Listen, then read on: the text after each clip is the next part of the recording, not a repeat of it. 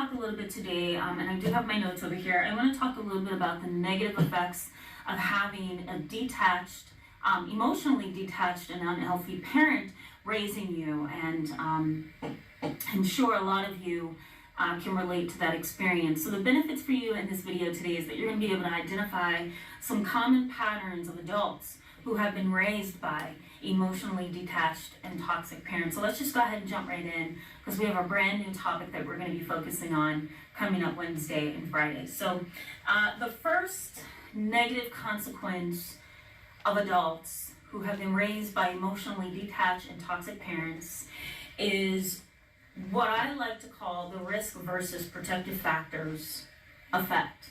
Okay, and what I mean by that is this: these are the risk factors, these are the protective factors. Which ones are going to win out, right? So risk factors: smoking, drinking, so substance abuse, prostitution, being promiscuous, or having a variety of sexual rendezvous, low self-esteem and low self-efficacy, lack of identity, lack of purpose, lack of meaning, suicidal thoughts, mental health conditions, domestic violence, dropping out of school, teenage pregnancy. All of those things are risk factors, right? So these are all the risk factors.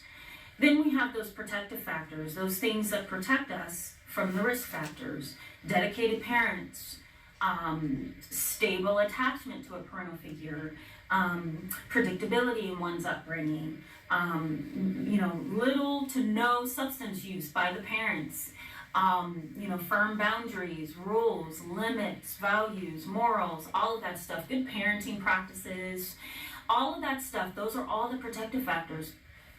So once a child develops into an adolescent and an adult, you want to see more of those protective factors. You don't want to see the risk factors, because, believe it or not, it's going to lead to a very rocky adulthood. So I call it the risk factor and the protective factor effect.